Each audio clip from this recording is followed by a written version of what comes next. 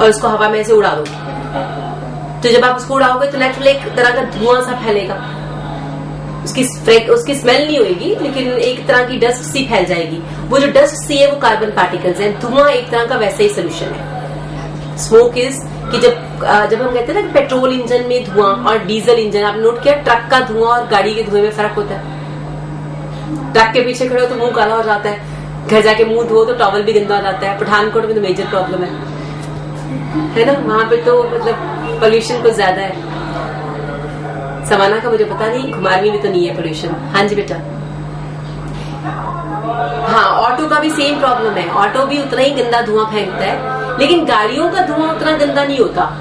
आप सोचो बर्न तो सब कुछ सेम ही हो रहा था एनर्जी।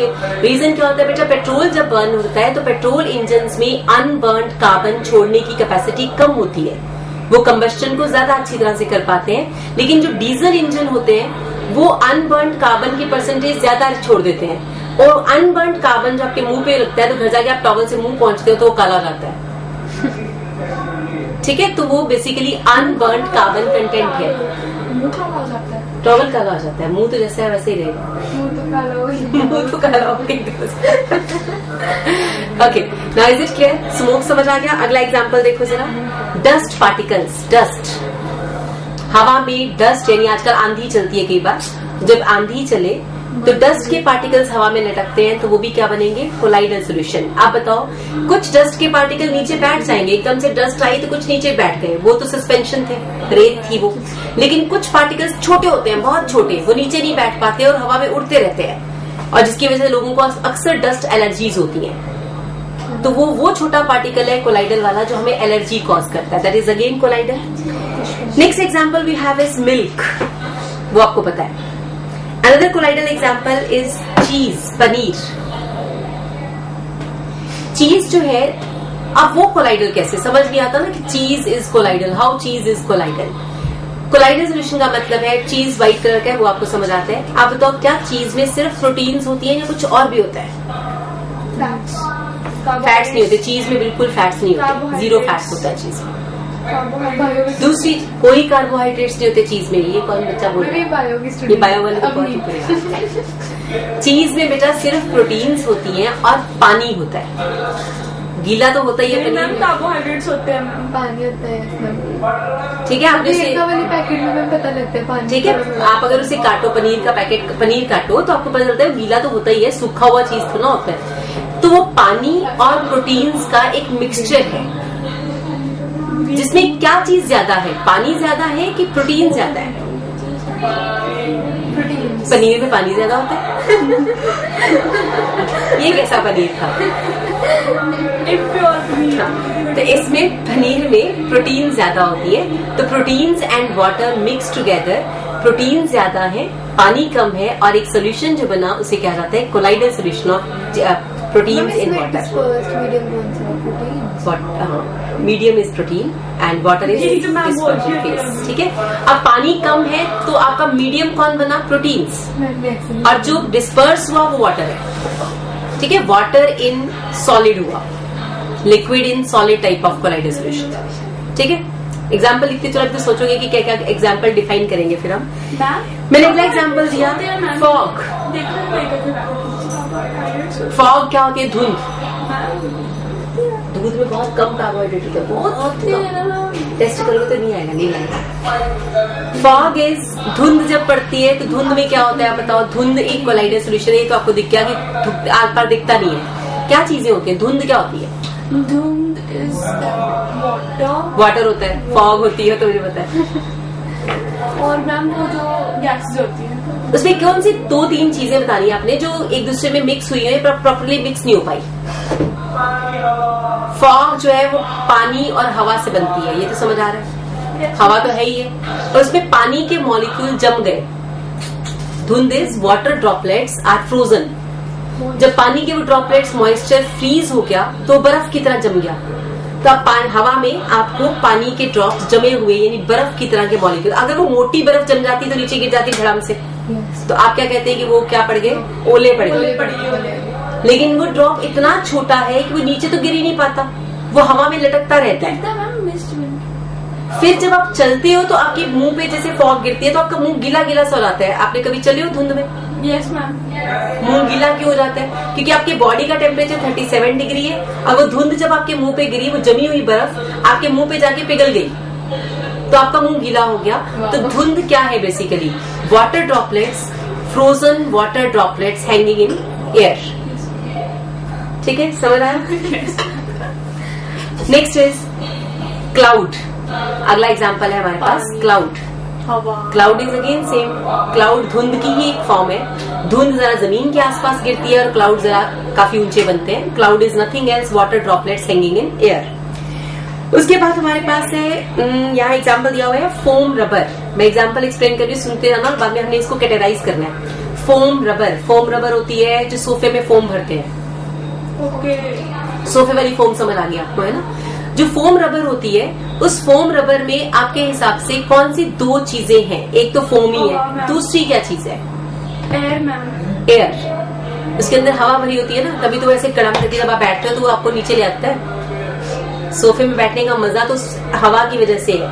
मैम जब उसकी वो चले जाती है, इसका मतलब हवा खत्म होगी उसमें। क्या चली जाती है उसकी? जब वो उसकी नहीं, फोम की जब इलास्टिसिटी चली जाती है, उसका क्या होता है कि उसके स्ट्रक्चर में पोर्स है।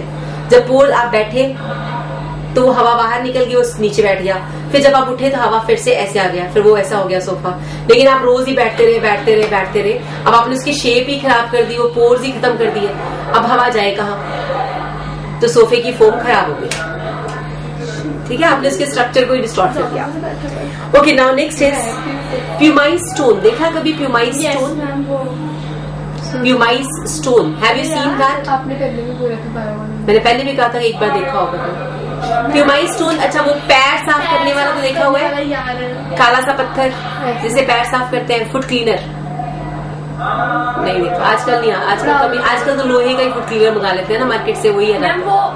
चलो, कभी किसकी दुकान पे जाओगे, बनिए की दुकान पे जाओगे तो उसको बोलना कि वो पैर साफ करने वाला प्यूमाइज स्टोन दो, तो काला सा स्टोन देगा 50 रुपए का, छोटा सा, और कभी खत्म नहीं होता, लाइफ लॉन्ग चलता है वो। ठीक है, वो स्टोन क्या होता है? वो बिल्कुल पोरस ब्लैक कलर का स्टोन है स्टोन, लेकिन पोरस है। उसके अंदर फिर क्या हुआ? एयर। तो pumice stone is basically colloidal solution of air and stone, that hard material, calcium carbonate type. हाँ जी बेटा, सब नाम बोलो।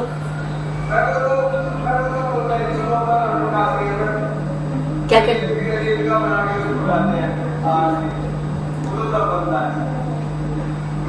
नहीं, वो जो आप कह रहे हो वो मिट्टी वाला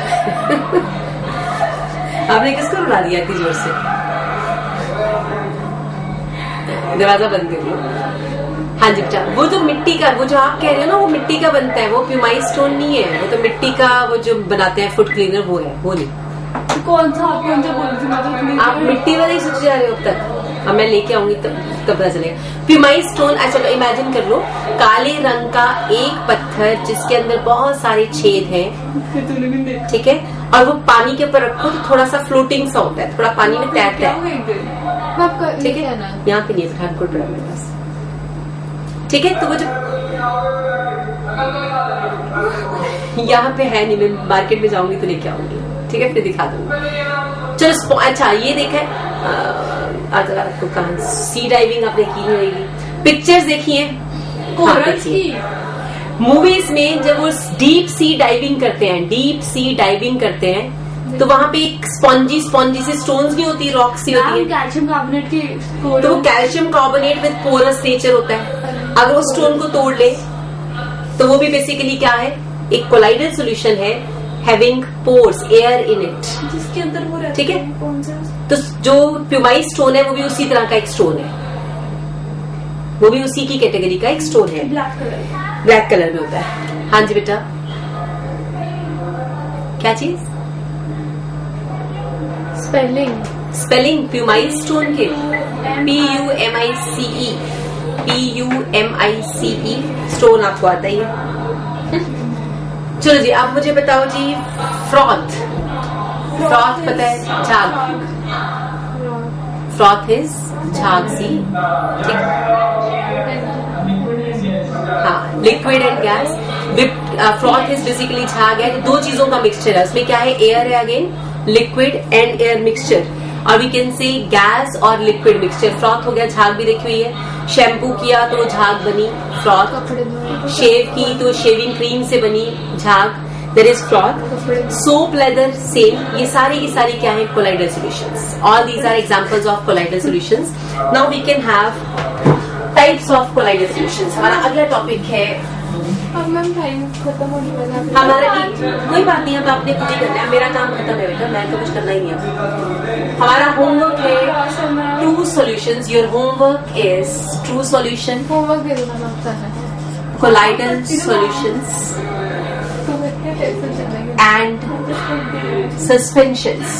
Our first part is, मैंने इतना टाइम जो लगाया है वो इन 3 टॉपिक्स को डिस्टिंग्विश करना था हमें।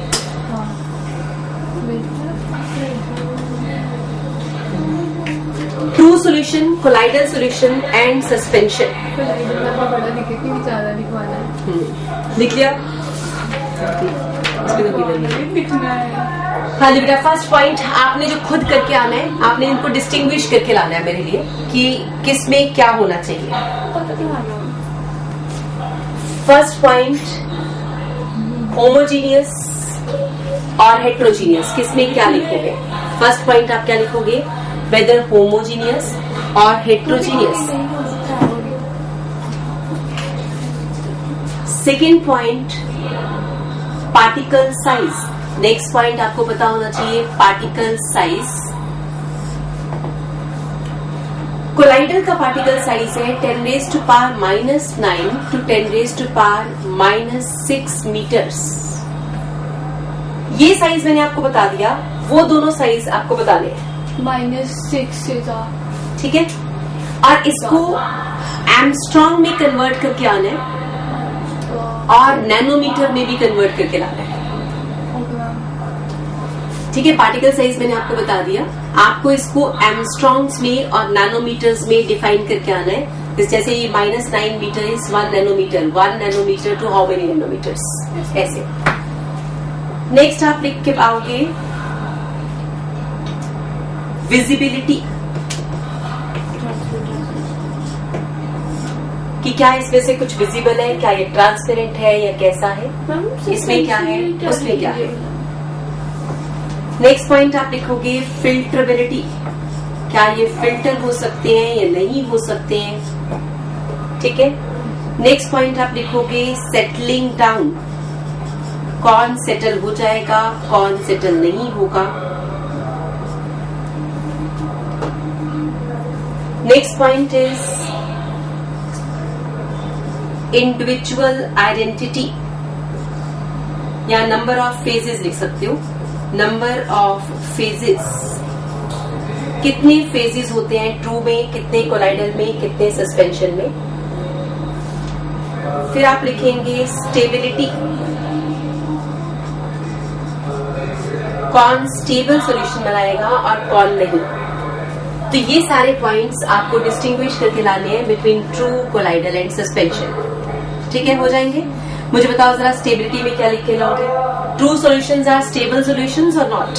यस वेरी स्टेबल, क्योंकि नमक एक बार पानी में घुल गया तो उसको निकाल पाना ऑलमोस्ट इम्पॉसिबल है, आपको पानी उड़ाना ही पड़ेगा।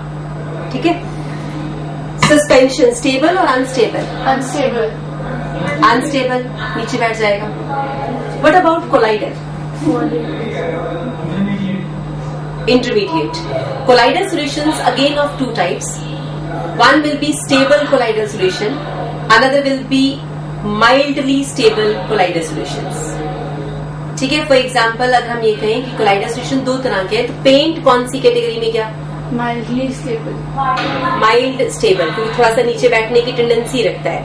और अगर मैं बोलूँ स्टार्च सोल्यूशन तो इट इज स्टेबल, क्योंकि नीचे नहीं बैठता जनरली। लेकिन अगर मैं बोलूँ आपको मिल्क प्लस वाटर तो टोटली स्टेबल है। वो तो कभी भी ऐसा नहीं हुआ कि फ्रिज में रखा दूध और दूध अलग हो गया पानी अलग हुआ, ऐसा कभी नहीं हुआ। ठीक है। It means milk and water is going to be a very stable colloidal. यानी colloidal solutions can be stable, can be partially stable. ठीक है।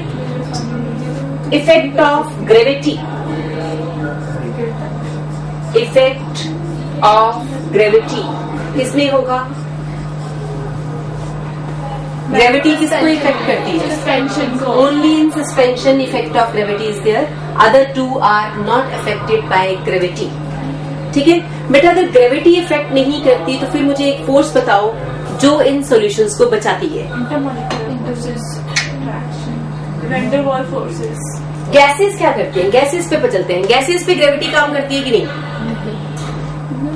गैसेस पे ग्रेविटी काम करती है या नहीं काम करती? नहीं करती। क्यों नहीं करती? कौन सी एक ऐसी मूवमेंट है उनके पास जिसकी वजह से Brownian motion is there. Due to Brownian motion, gases are remaining gases. They are never going to settle down. क्योंकि इससे पहले कि मॉलिक्यूल नीचे आए, दूसरा उससे टकरा के उसको ऊपर भेज देता है, फिर वो नीचे आता है, दूसरा उसको टकरा के ऊपर भेज देता है. They are moving here and there and like this. ठीक है, Brownian movement is there, zigzag movement. Same Brownian movement is there in colloidal solutions. Same Brownian movement is there in true solution, but in suspension, gravity dominates. The Brownian movement is not dominating. हाँ, Tyndall effect होता है, वो बाद में कराऊंगी. Tyndall effect होता है scattering of light. ठीक है, क्लियर हो गया? ये तीन डिफरेंसेस कर लोगे? ओके. हाँ जी बेटा बोलो. सेकेंड होमवर्क लिख लो, उसके बाद जाओ. सेकेंड टॉपिक आपके पास है टाइप्स ऑफ कोलाइडल सॉल्यूशन. सबसे ज्यादा काम देता है. अच्छा, टाइप्स ऑफ कोलाइडल सॉल्यूशंस. अच्छा मैम, फिर आप dispersed medium and dispersion medium. So dispersion medium and dispersed phase. यानी आपको टाइप्स ऑफ कोलाइडल सॉल्यूशन बताने हैं on the basis of dispersion medium and dispersed phase. For example gas in liquid. ठीक है, फिर गैस इन सॉलिड. ऐसे ही बताओ, gas in gas क्या कभी कोलाइडल होगा? Gas in gas can be a colloidal solution और not? No. There are 8 types possible. How these are 8 types? Ma'am वो आपने कराया था. Solid in liquid, solid in gas, solid in solid, solid in solid, फिर liquid in liquid, gas in liquid. Solutions में है. ठीक है, तो वो जैसे 9 types of solutions थे ना, उनमें से गैस इन गैस हटा दोगे तो कोलाइडल सॉल्यूशन की टाइप्स आ जाएंगी. तो वी हैव 9 टाइप्स और इन 9 टाइप्स के एग्जाम्पल्स आपको याद होने चाहिए. 8 टाइप्स. 8 टाइप्स के एग्जाम्पल्स आपको लिख के लाने हैं. ठीक है, एनसीईआरटी में गिवन है, पूरा एक टेबल बना हुआ है. सिर्फ आपको उसको समझना है कि क्या हर एग्जाम्पल आपको समझ आ गया कि क्या कहना चाह रहे हो. Okay, these are 2 homework topics. तो होमवर्क आप करके आएंगे, नेक्स्ट क्लास में आगे कंटिन्यू करेंगे. That's all for today's lecture. Thank you बेटा, थैंक्स फॉर द क्लास. नमस्कार जी, नमस्ते बेटा.